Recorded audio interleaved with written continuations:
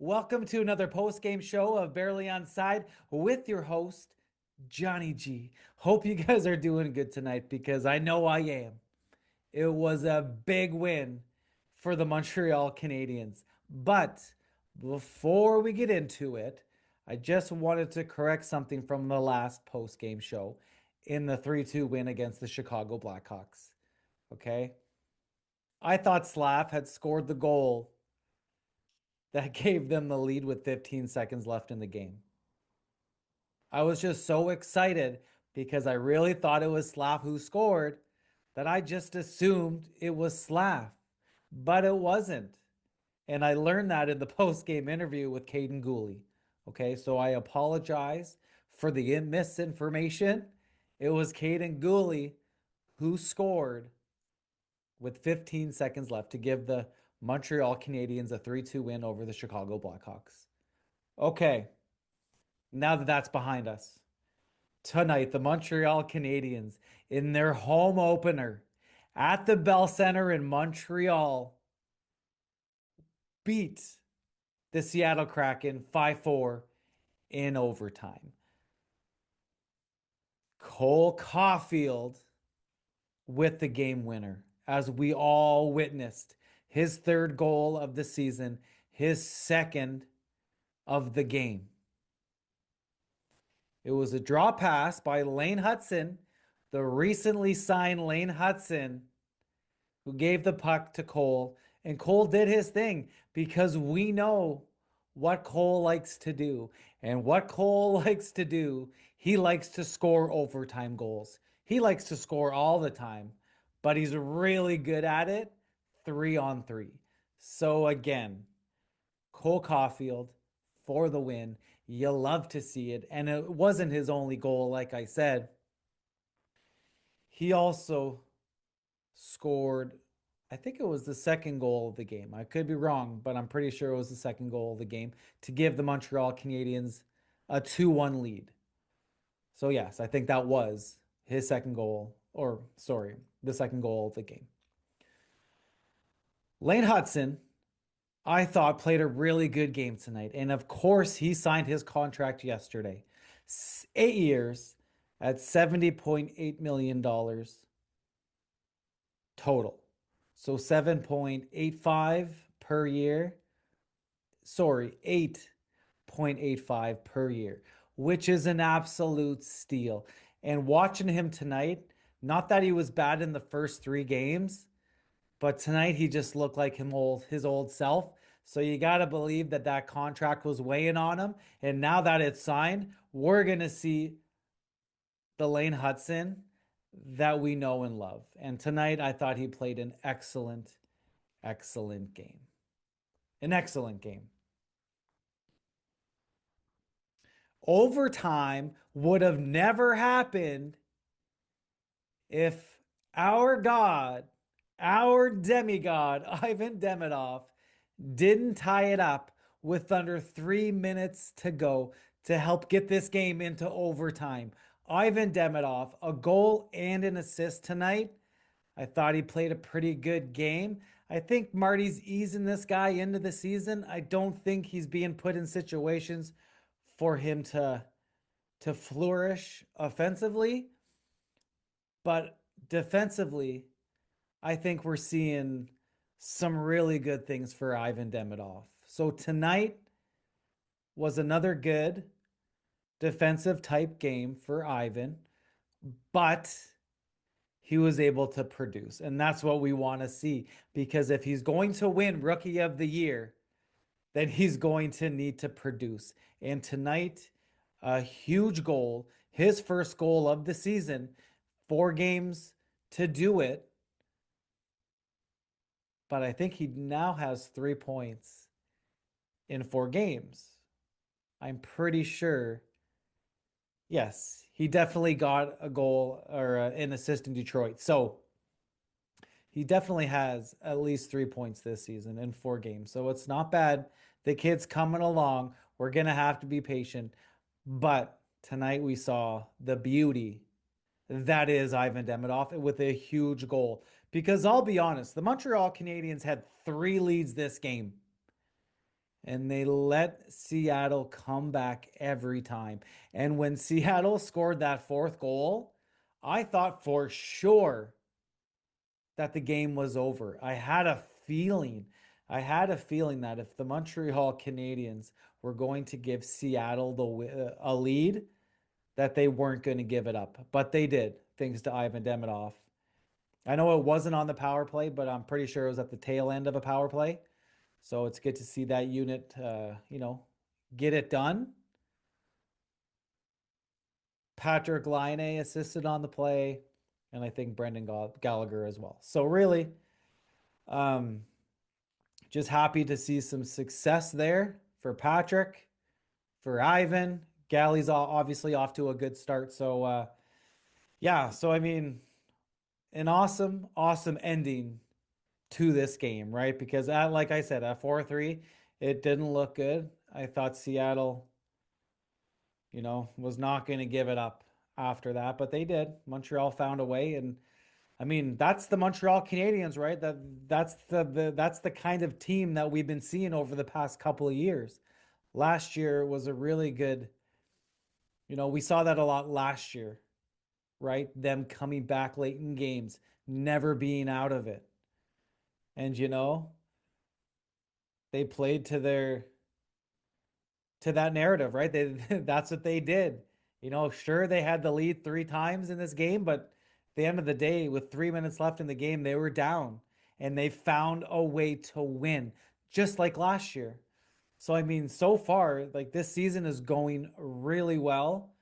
Um, Alex Newhook, Alex Carrier both played their 300th game tonight, which is obviously amazing. And Newhook scored his first goal of the season on a beautiful pass by Ivan Demidov.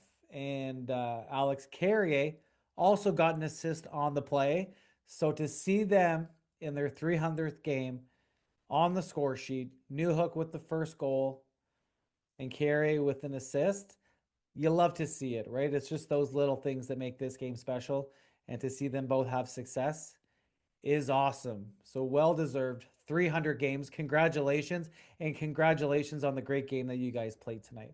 Newhook had an amazing game. I thought that entire line of Ivan Demidov, Newhook, and Kapanen, they once again played a really solid game. I thought Newhook stood out pretty good. Um, but yeah, I love to see those guys play well. And just happy for Newhook because I'm a big fan of Alex Newhook. I really am. I'm a big fan. I love his game. I find he plays with a lot of intensity, speed. He's got a little bit of grit, kind of not a big time grinder or anything. He's not going to drop the gloves, but I mean, he plays the game hard. He's from Newfoundland. Obviously, he's going to play that way. But I really I like the start that he's off to. Maybe it's been quiet on the points and the goals, but overall, I'm really happy with Alex Newhook's game. And I think he is like the perfect third liner, right? Like he might get you 20. He might do that. And I could see him doing that this season, but at the end of the day, if he gives you 15 goals on the third line, he's become a really good penalty killer. He's hard on the back check, forecheck. I mean, you got to believe that this kid is finally finding a role for himself in the NHL. I know with Colorado, I'm not sure he understood the type of game that he needed to play to be successful in the league and, rushed in.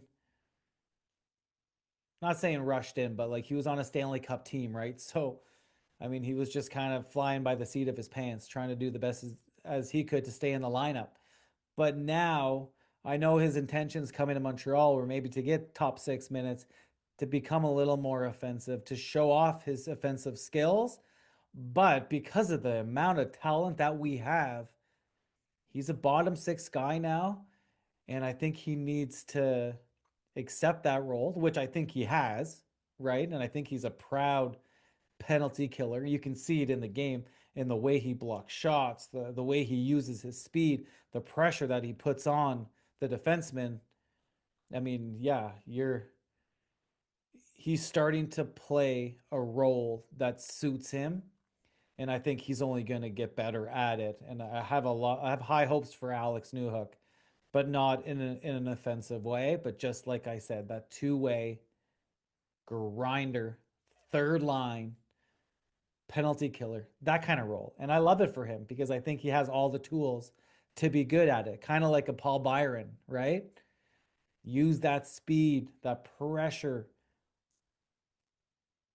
but he's a good player. And I'm a fan of him, so I'm happy. You know, I'm a Nova Scotia kid. He's from Newfoundland, so it's not the same at all, but it is the Maritimes, right? So, you gotta support those Maritimers, especially me as a Maritimer. But anyways, Doc also scored his first goal of the season. And for Kirby Doc, this is going to mean a lot. Okay.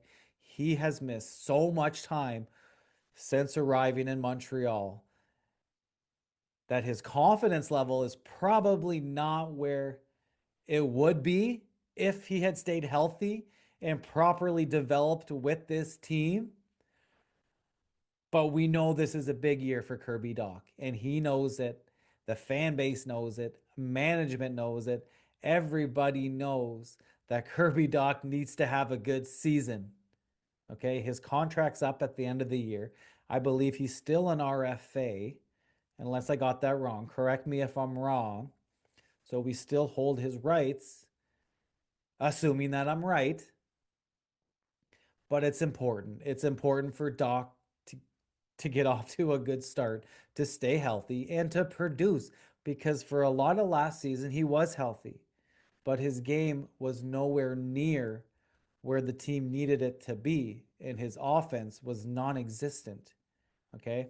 He was starting to pick it up a little bit before he got injured, another knee injury that ended his season. So to see Kirby Doc score tonight, and it was off his skate, I believe. He deflected a shot or a Noah Dobson shot from the point. And I'm pretty sure it went off his skate.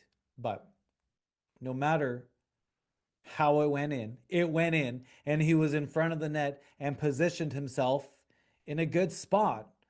And when you do that, when you go to the net, you cause a little disruption in the goaltending or in the goalie with the goalie, then sometimes you're going to get a lucky bounce. And that's what happened tonight. And you got to love it. You got to love seeing Kirby Doc score that goal. Because to be honest, through 4 games, I'm extremely happy with the way Kirby Doc is playing. He looks like his old self, which is awesome. And face-offs tonight, I don't have the stats in front of me, but I was looking in the second period, and he's winning his face-offs tonight. Or he won a lot of his face-offs tonight, which is good. The first 3 games, I don't think he was amazing in the draw. I think at times he was below average, but tonight I think he had a good night in the face-off circle, which is good because Kirby Doc wants to be a center. And a lot of people in Montreal and around have already penciled him in as a winger going forward, assuming that they can get a second line center.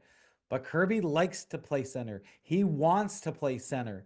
And defensively, last year was not a good year defensively, but we've seen Kirby Doc be a good defensive player.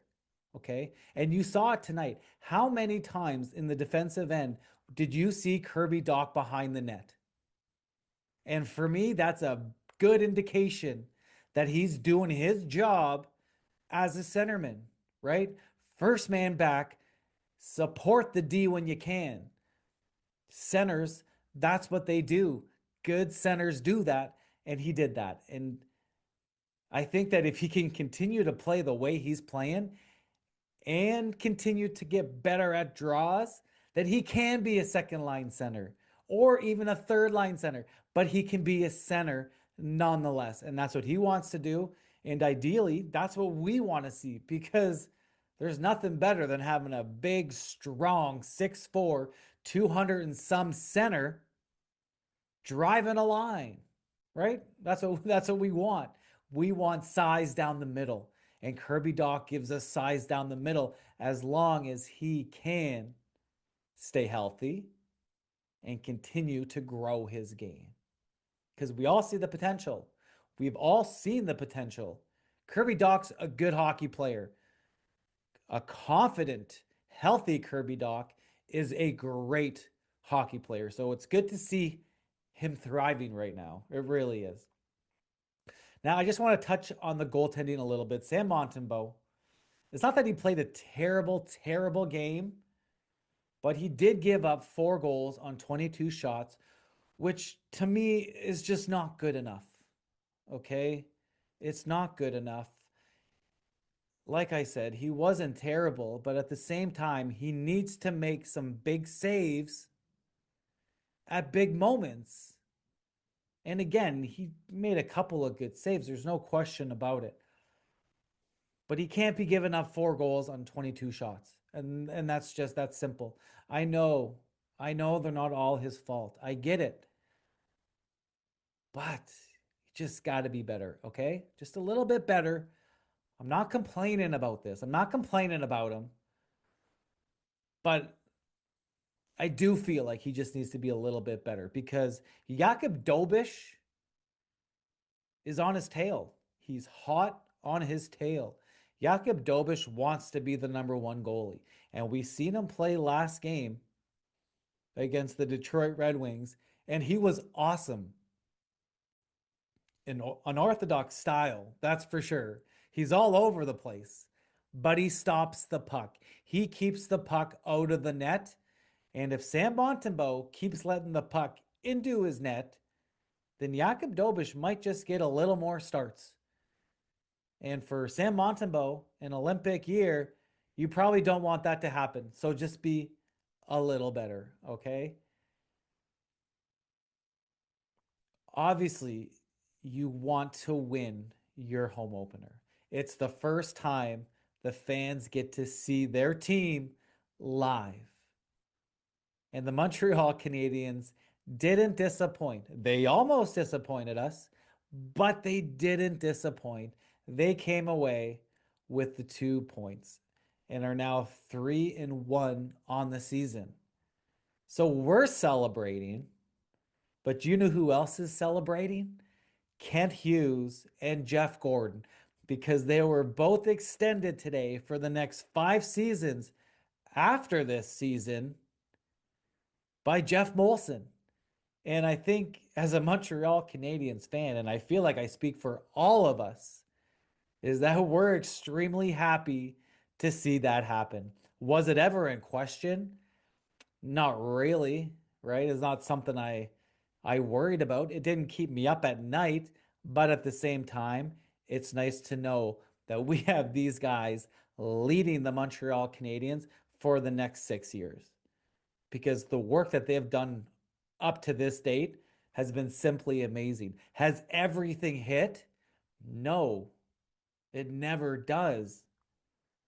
But the majority of what they've done has really helped this team. And hiring Martin St. Louis was probably the best thing that they did. Honestly, because he has this team playing like a team, right? And that's all you can ask for. When you're looking at teams who win championships, they are teams. They're not a group of individuals who get it done.